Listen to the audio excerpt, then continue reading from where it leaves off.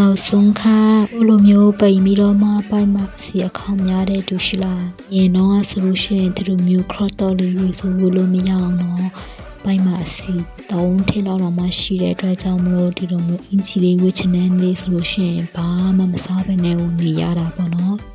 မနှောမြင့်အစီကြ green tea တောင်းမှပဲပိုင်နာလေးအစီအခေါကတကယ်ကိုရော့သွားပြီးတော့မှအခုဆိုလို့ရှိရင် crop top ဝစ်ချင်တာဘယ်လိုဝစ်ချင်လဲအင်ဂျီလလလေးတွေဝစ်ချင်တယ်ဆိုလို့ရှိရင်လည်းအဆင်ပြေသွားပြီခုထိလဲပေါ့နော်ပိုက်ခေါက်ကလုံး